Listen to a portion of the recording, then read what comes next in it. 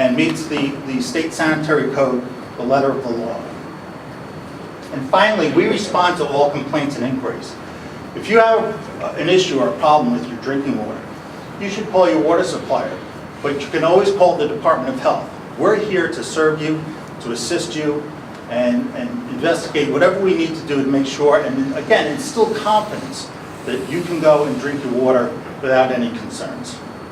So I hope you get a nice cold glass of water tonight. And I just want to finish on, I know some people just don't trust their tap water. They prefer to drink bottled water or something else.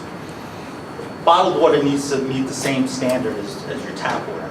But it costs anywhere from $1,000 to $2,000 more than your tap water. And it's not tested as frequently. So in terms of safety, your tap water is really the way to go. Thank you.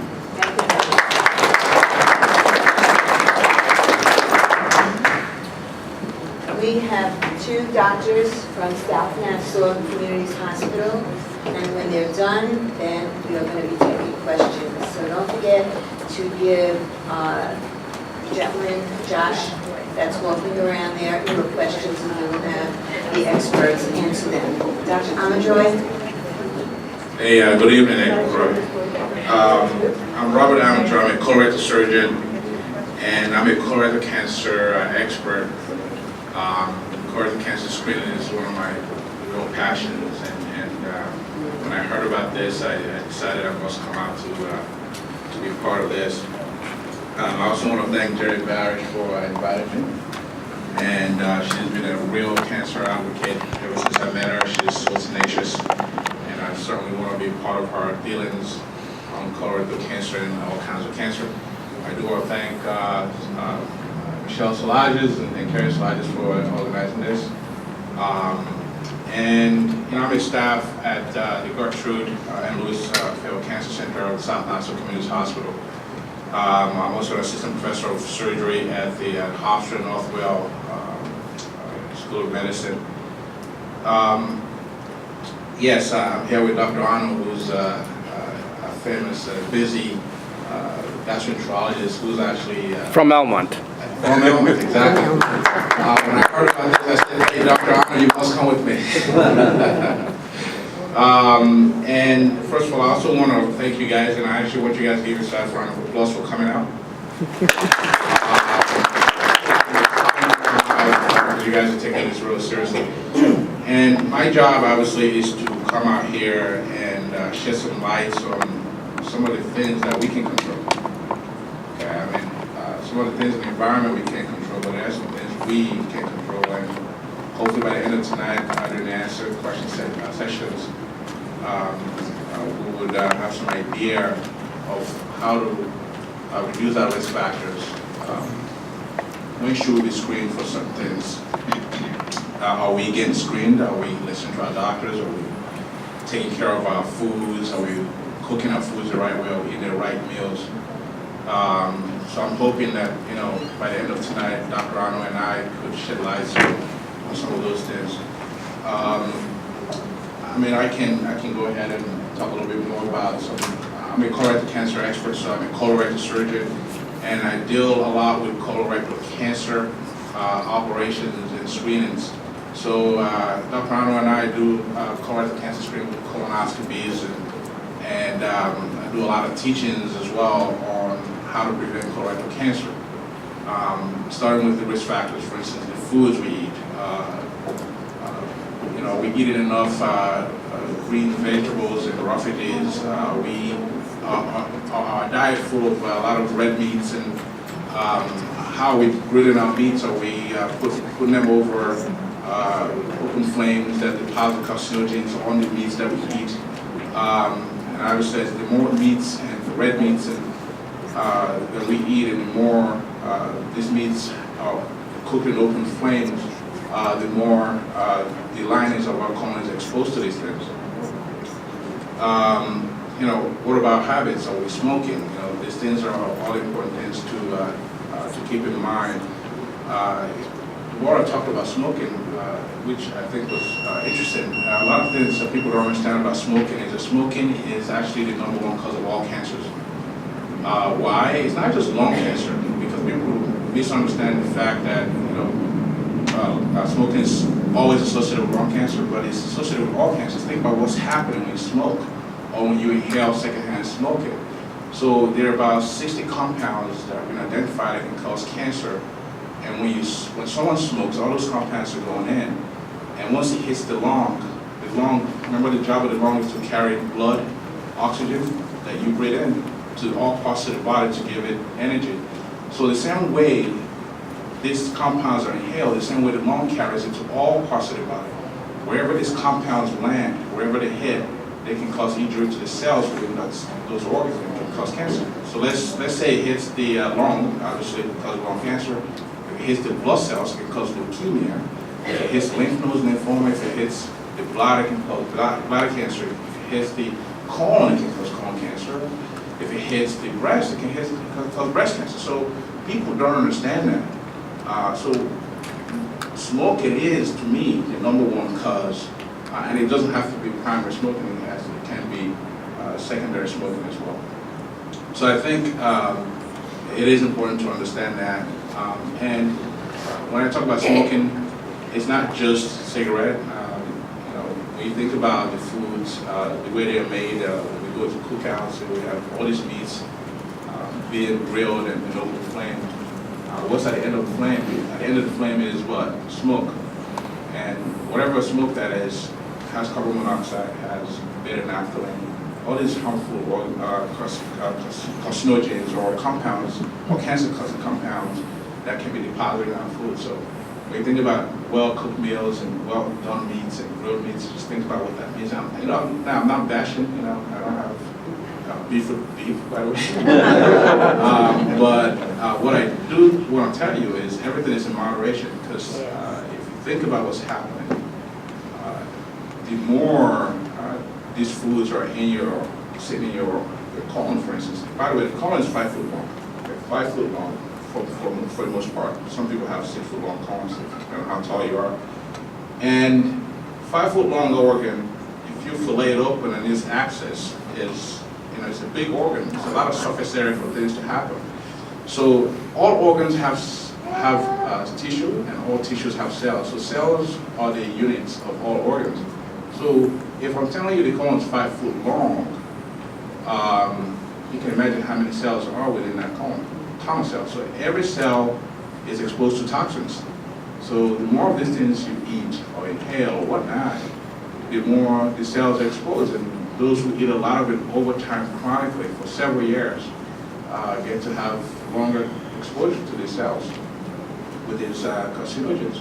So this is important things to think about. I'm hoping that by the end of tonight, at least we can delve in a little deeper and have a little bit more understanding. And with Dr. Arnold here, I think I'm really happy that you guys were able to come out, because when we were game planning on how to discuss this, we just figured that this is an opportunity to talk about things that we don't know, and be able to talk about things that we can actually control moving forward. Thank you, Dr. I'm not eating anymore. Dr. Anderson. I am Dr. Anu, a gastroenterologist, and I live among you, and I've lived among you for the past 2 years. I'm also affiliated with the South Nassau and the Mercy Hospital in the neighborhood. So I also see a number of our citizens, our community members in those hospitals when they are in the hospital. Let me start by thanking the organizers of this conference. I think it's a wonderful opportunity to get to highlight the importance of screening. I still remember as a medical student, we will ask our professors in the course of lectures, well, what's the cause of this cancer? And the answer we are given is always the same. The cause of this cancer is unknown. However, we have associations with A, B, and C. And these things, answers haven't changed very much over the years. Now, in my own field of gastroenterology, talking about screening now, you will appreciate that the GI system stretches all the way from the mouth to the rectum.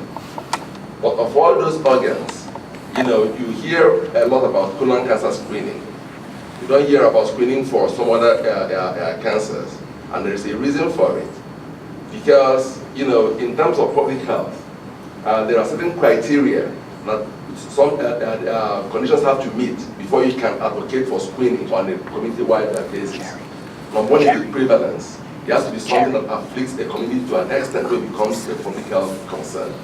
And what better venue to talk about cancer screening than Elmont, where we are now being told that our cancer rates are a lot higher than that of the general population or other communities around us. So in that sense, I think we should probably take the concept of screening a little bit more seriously, knowing fully well that we are probably in a high-risk area. The second condition that most cancers have to meet for them to be screened has to do with there being a precancerous lesion that can nip in the bud before it then becomes clinically relevant.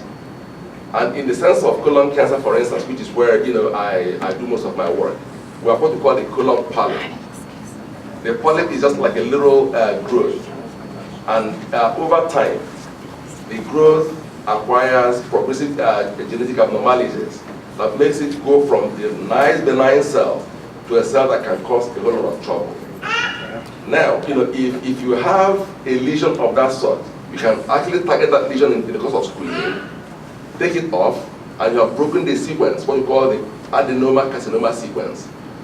Okay, so in other words, if today you have a little adenoma, tomorrow it becomes a tuberculous adenoma, the next day it can then become cancer. If you get it, when it's still early, that progression is terminated. There's no question of any more progression. You basically cut it off from the start, and that's the end of the story. But the third condition is the precancerous lesion needs to give you a long enough time to get to it before it becomes cancerous. Now, in the case of colon cancer, we are very favorable in data there, because from the stage of a single polyp to cancer, you have up to 10 years gap. So you have a long time. In other words, I'm not advocating that you go relax and not do anything about it, but it's better to be late doing it than to never do it. In other words, you have some time to catch up with it and take care of it before it becomes too serious. The other thing we consider is screening tools. I do know that some of us do not like the idea of colonoscopies and invasive testing and all of that. But over the years, these are things that will come to accept more and more in the community. Colonoscopies 10 or 20 years ago used to carry with them some stigma or unfavorable feelings from patients. But in today's world, I would think that colonoscopy is more socially acceptable as a screening tool than it used to be. But even if for any reason you cannot be screened by colonoscopy, there are still other alternative means to get screened. You can get screened radiologically. We can offer you things like the visual colonoscopy or the CT colonography. Okay? The only downside to that is that if something is found on those tests, you still have to go to remove the polyp, which is going to be the eventual problem. And in terms of the public health cost, you find that it is a lot more cost effective for the community to invest in screening than in treatment, because the data on which the screening for colonoscopy was based says something to the fact that for each colon cancer you treat, you may need to spend up to $100,000 treating that case. Whereas to prevent a case, you're spending less than $10,000. So it's a case where a sit in time saves 9. So we can go on and on, but I would think that the central message from this meeting should be screen, screen, and screen. The tools are there to be screened. The personnel is all over the neighborhood to get screened, and the facilities are there to get screened. On that note, I'll thank you all for listening.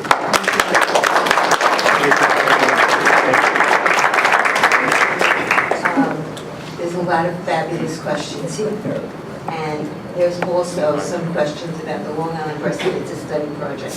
And I'm very excited that there are still people here that remember that when we started that project. But first question is, there was a recent article in the Journal of the American Medical Association. It stated that there is an increased incidence of deaths when the air pollution levels are high. Do we have to be concerned about that in Elmont? So any one of you very smart people. Okay. Right?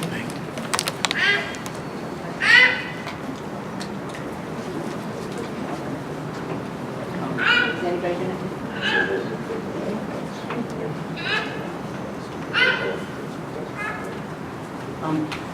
Hello. I don't work in our air pollution branch. I do know that EPA does have air quality standards. There's national standards, there are state standards. Air quality is tested. The chemicals that are emitted from pollution through businesses or other things are reported after, if they're a certain level, they're reported. We keep track of it in a registry, and there are certain permit limits that they have to meet. I would say I would probably check with your local environmental, either the state or local, to find out if there are anything within your local community that you need to be concerned about. But I don't know, I can't speak directly to the air quality in the area. Anybody else want to answer? After the age of 60, how often do you need to have a colonoscopy? What age is that? After the age of, after the age of 60. Oh, okay. So let's kind of backtrack a little bit before I answer that question. So the recommendation by the U.S. Preventative Task Force is to begin screening at the age of 50 for the general population. For African Americans, it's a little altered, although the recommendation is just 50 for everyone, but for African Americans, it's age of 45. And that recommendation is by American College of Gastroenterologists, American Society of Gastroendoscopy, and American Society of Colorectal Surgeons. So that's for average risk people. So average risk people means people that do not have any personal risk, personal history of colorectal cancer or family history of colorectal cancer. But for those who are high risk is a different story. So we just want to focus on average risk. So if you have no family history at all, if you're Caucasian, age of 50, if you have African American, age of 45. Now, and then they want you to do it every 10 years after that if it's normal colonoscopy. That recommendation is probably about 20-some years old, and some people are now thinking to screen earlier, and I should usually recommend that my patients get screened after a normal colonoscopy 5 years later. So now, after the age of 60, so think about it, so it begins at the age of 50, then you do it at 60, you do it at 70, after the age of 75, they said to stop screening. Well, guess what's happening? Somebody mentioned this earlier. We are aging younger, right? We're aging younger, and 60 is the new 50, and 70 is the new 60. So when I look at my patients and I say, hey, look, you do look like you're going to live another 25 years to me, I think you should be screening even if you're 78 years old. So that's a case-by-case basis, but after the age of 60, it's supposed to definitely go to the age of 70. Next question. Okay, I'm sorry. Dawn? Okay, I just gave Dawn 3 questions that pertain to the water. Sure. So, Is this on? No. is that on? Thank you.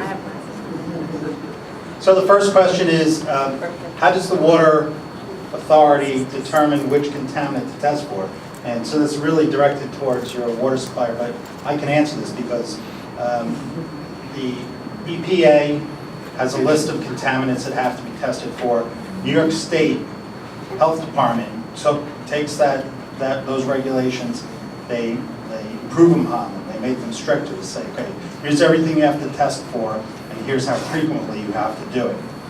And then Nassau County says, okay, you have to test for all these things, but you have to do it more frequently than the state says. So the answer is, it's in the law. It's in the state sanitary code as to what needs to be tested for, and then Nassau County enhances that by adding a couple of things and also saying, telling them how frequently they have to test for it. So we have to be as strict as the state, but we take it further. We're more restrictive. I hope that answers the question. The next one is, when a contaminant is found at dangerous levels in the community, is the community notified of the risk? Of course.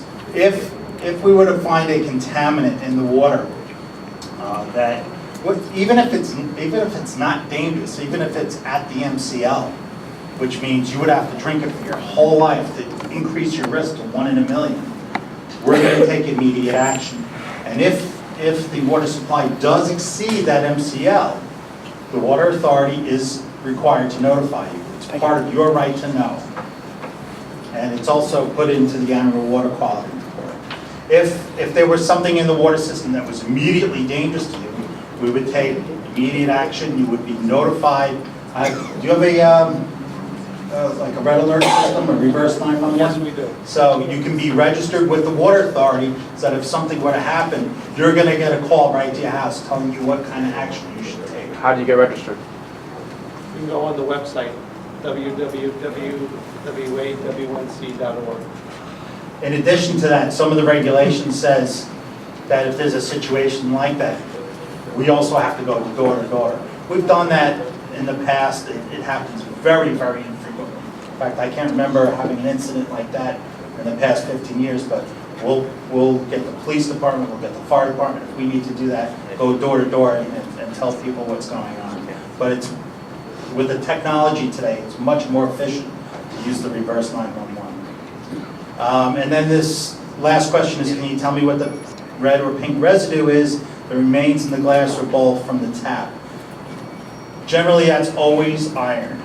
Iron will leave can leave a residue in your glass, in your tub. It can stain your laundry. But as Bob mentioned, most of the iron at the wells where the iron is high is now filtered out. So that really shouldn't be an issue. Now, over the years, that iron can collect in your hot water heater. So if you're experiencing that with your hot water tap, it's good to flush out your hot water heater or hire a plumber so it's done correctly. And that can remove any iron that might have settled out in your hot water tank. Did you want to add anything on that? Just that the pink residue sometimes is like a mold.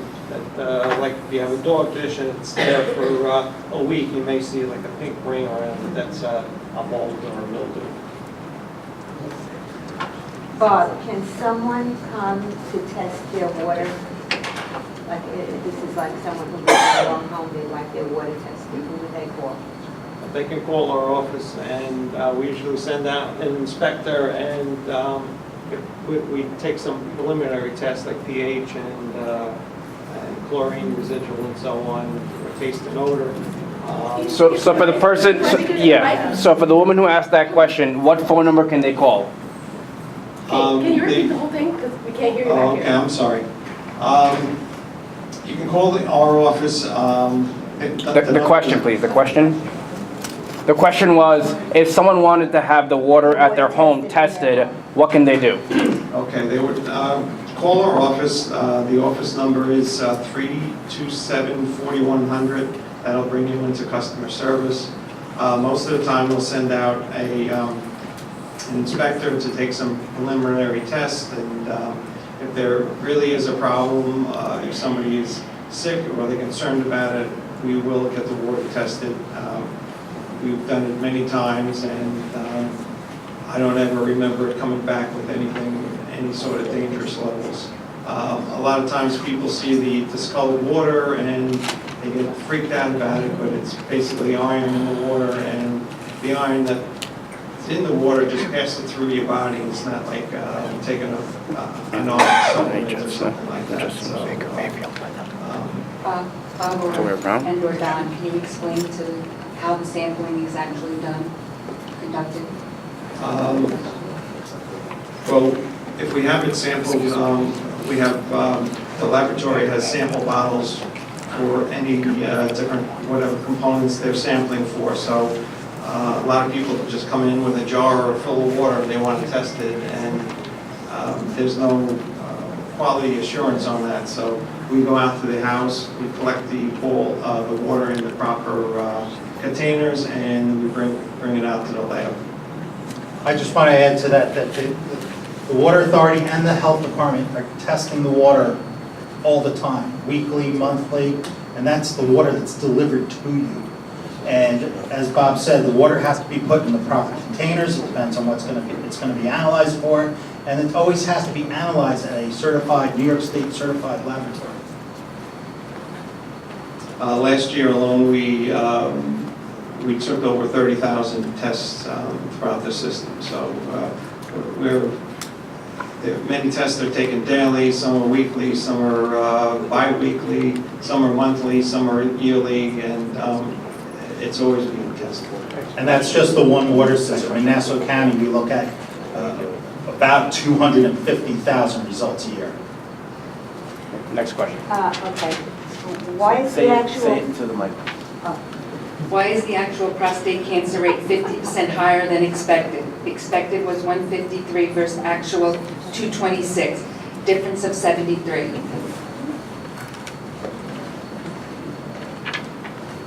So in Elmont, actually, there's a percent difference of 47%. And that is a difference, it's a calculation of a percent change, which again is a calculation that New York State Department of Health provides. We can't explain why we see an increase in one cancer and a decrease in another cancer. As I had mentioned, there's not one cause, right? It's a contribution of factors. Some may include the family or health history, the genetics of a family. It can include exposures to diet, as the doctor described in certain other cancers. So it's unclear, but what we do know, right, is that when we see an increase in an incidence, it could also be due to screening, and that is really the message that I'm trying to drive home about some of this data. The death rates have really decreased, and that's attributed to increased early detection. So it's part of a whole bunch of factors, but one of them is screening, and we see this in other cancers like breast cancer, like Jerry Barish was talking about. Again, if you have specific questions about certain cancers, I really implore you to call and reach out to New York State Department of Health. They collect this data for decades. Okay. Yeah, Go ahead. and I think that point was really important, that we look at the whole picture, that sometimes the fact that the incidence of cancer is high in a community means we're finding it. We're finding it. And so other communities where there aren't screening programs, you may see lower rates. But it's not found, and then people get sick and die because nobody finds it. And so it emphasizes that in this community, with our incredible healthcare infrastructure, there are screening programs in many locations, including at your federally qualified health center and South Nassau Hospital, and all of the hospitals that are both in the county and close by. And so that number alone should not bring fear to you. In fact, the number that the deaths attributable to prostate cancer has dropped tremendously should bring hope. And there's a sense of positivity that I hope you'll take from this. And the message is, don't be afraid by that number. It doesn't mean you're next. It means that if you're a male of the ages that the doctor recommended, you should go see your doctor and get screened. And for those of you that don't know where to begin, the Federally Qualified Health Center is here for that purpose, to be the community partner that you can go to and say, where do I begin taking care of my health? What cancer tests am I supposed to get? What screening tests am I supposed to get? And so the reason I jumped up, and I'm leaving this to the experts, but that's the message to take home tonight. The message to take home is that the health department, all of the healthcare providers in the county, and government is here to try and assist you. Reach out to us, reach out to the providers. We will get you to where you need to be. And don't be afraid of that number. Think of it as part of the big equation, and at the end of the equation, deaths from cancer in this county have plummeted. They're low. They're low, and that's because we have great healthcare providers, great healthcare infrastructure, federally qualified health centers that have the foresight to set up shop in places where screening needs to happen, and great support from our elected officials. And so, to me, that was the message I was hoping to have an opportunity to say tonight.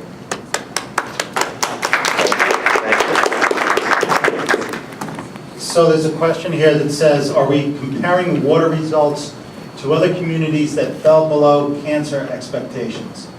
Well, the water quality standards are for the entire state and the entire county.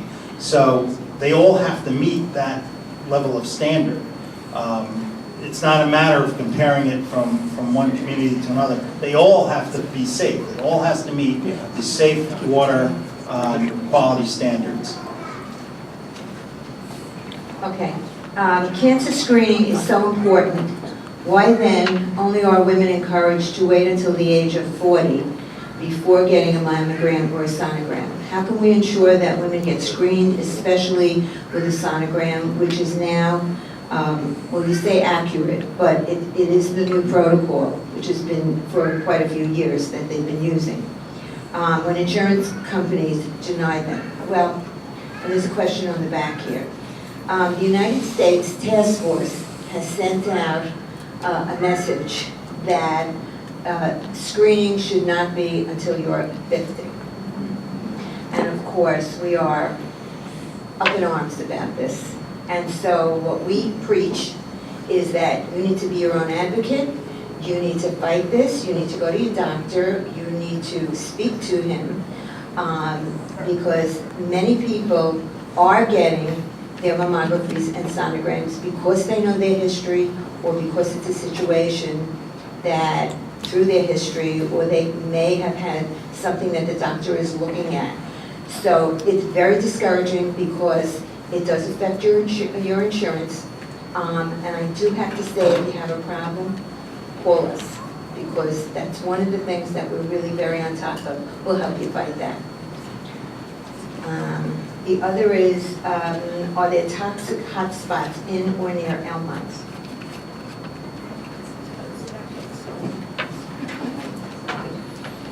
There are several Superfund sites on the federal level that are kind of nearby. However, those sites have been investigated. They're currently under cleanup already, and the main routes of exposure from those sites to get to a community would primarily be through the drinking water. But as we've heard, the drinking water is treated before it comes out and it meets the state standards. So the likelihood of having any exposure from any of the Superfund sites, unless you were actually on the site, working on the site, are very, very small to almost non-existent. Next question. Long Island Herald writes, evidence collected by the county government bear out claims of cancer zones. Are you aware of this evidence? If yes, please share.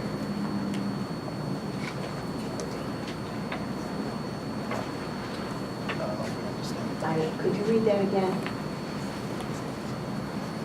The Long Island Herald writes, evidence collected by the county government bear out claims of cancer zones. Are you aware of this evidence? If yes, please share.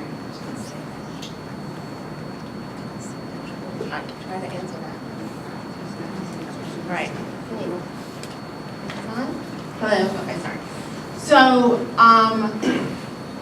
New York State Department of Health is responsible for defining a cluster or a cancer zone. And the way they define that is a certain rate, a higher than normal rate of cancer in a particular geographic area during a particular time over a particular period in a particular type of cancer. And they encourage residents and people who live all across New York State to call them with specific information, I guess, about where they specifically live.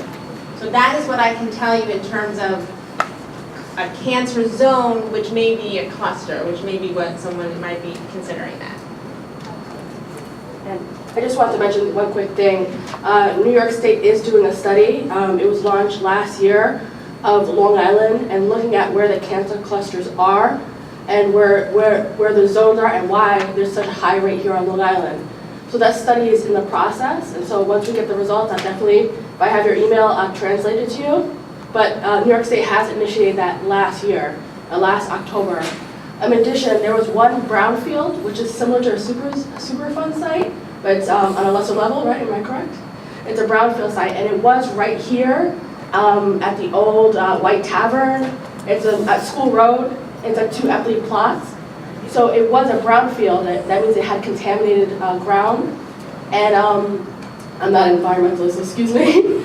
But it was contaminated, and New York State did come in and mitigate and clean some of the contaminants. So that was one effort. So if you feel that there's a place where there might be a brownfield or a Superfund site where there's a mechanic that you know is spilling oil on the floor, or if you see a cleaner, throwing out the cleaner chemical on the floor, let us know. Call my office so that we can launch an investigation with the DEC or Department of Health, so we can look to mitigate some of those, because that enters the water or goes in the air, and it might cause some issues. But like they say, if you see it, say something. Next question is for Dr. Amajoy. How bad is secondhand smoke in a car with someone that has smoke in their clothes or coming out of their pores or in their breath?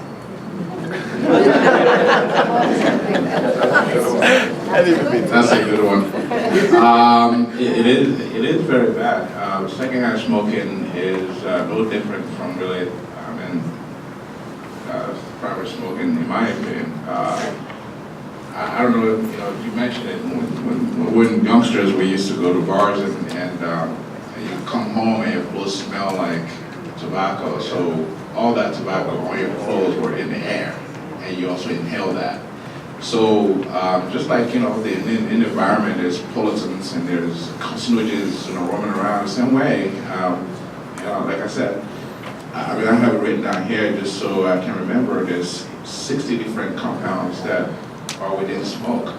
And if you have these compounds in the atmosphere and you're inhaling them, they go straight into your lungs. And before they get to your lungs, they travel through your mouth and nose, nostrils, esophagus, trachea, the whole nine, and get to your lungs. And when they get to your lungs, it's carried all over the place.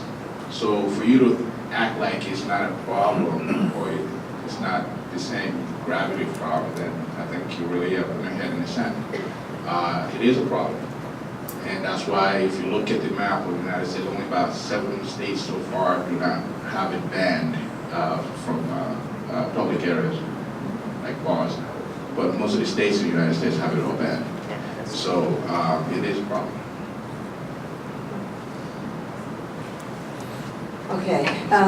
Is there any way the women who were in the study in the Long Island Breast Cancer Project today, follow up 20 years later, many people have moved.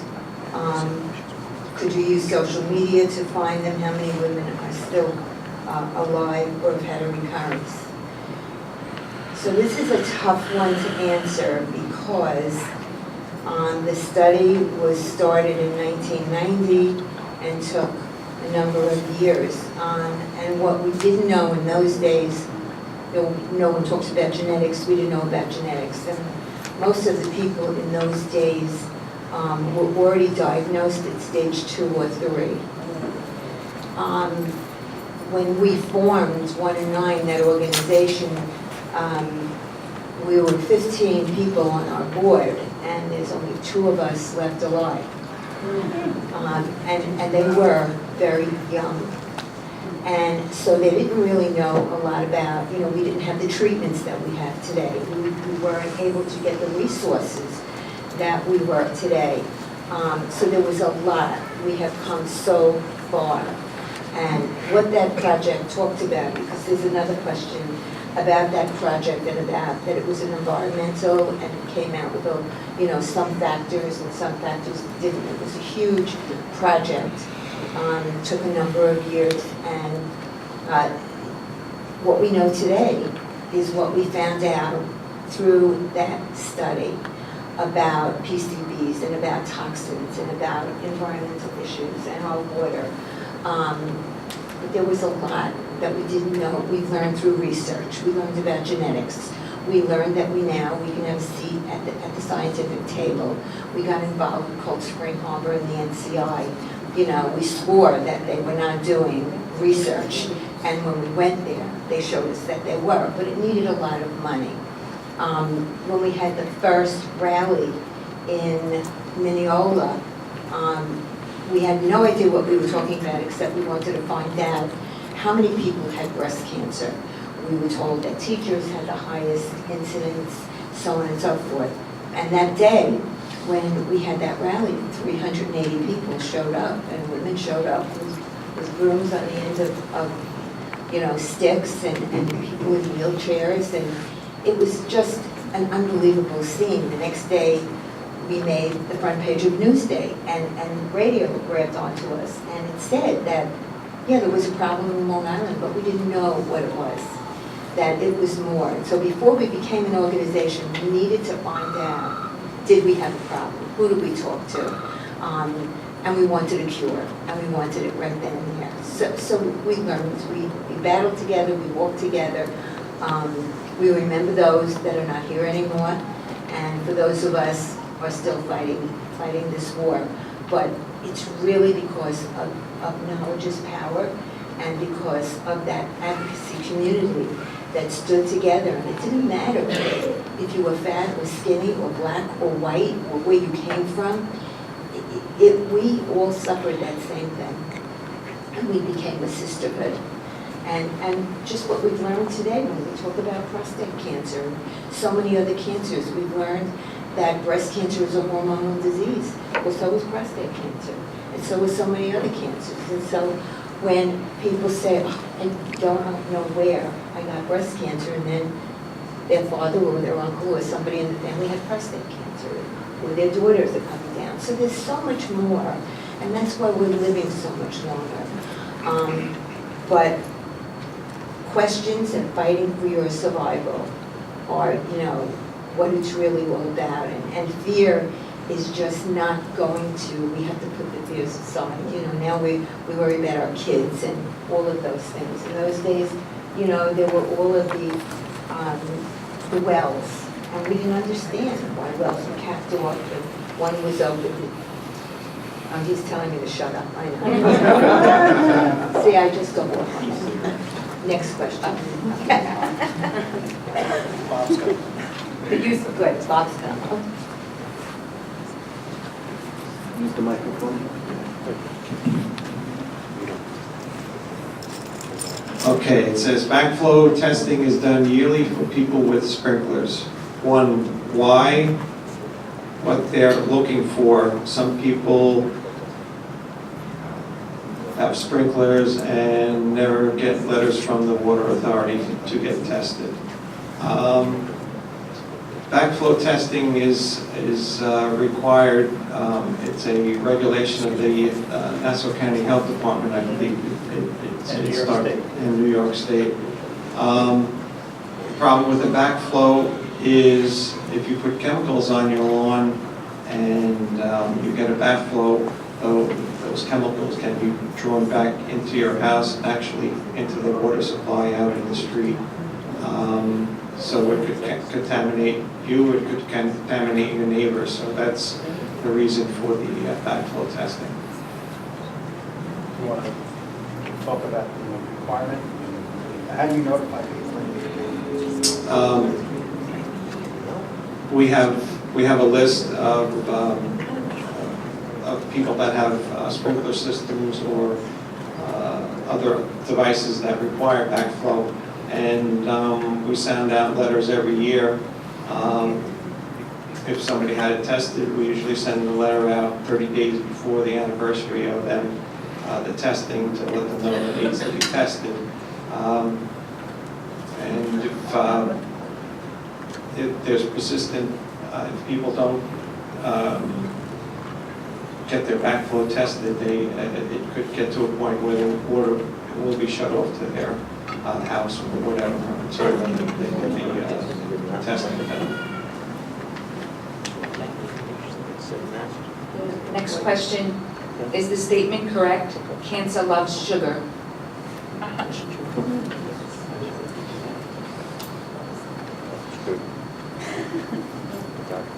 Yes.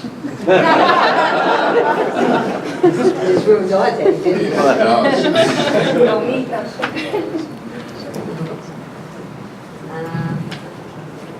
Okay. This is a question about cancer screening. Do you provide complimentary screening for the community as a service or public service? There are so many places that have free mammography. There isn't a hospital that will not take you if you don't have insurance.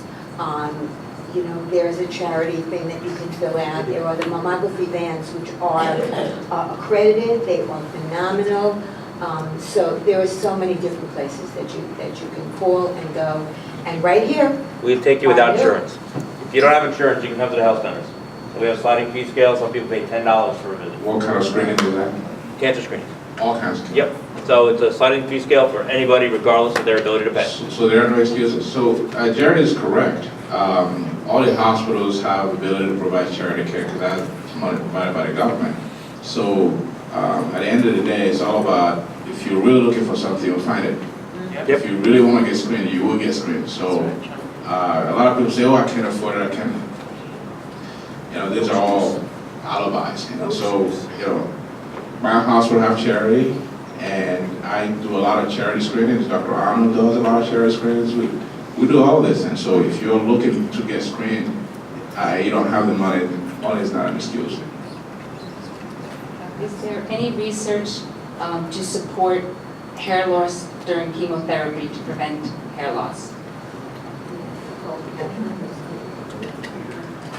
the cold cap.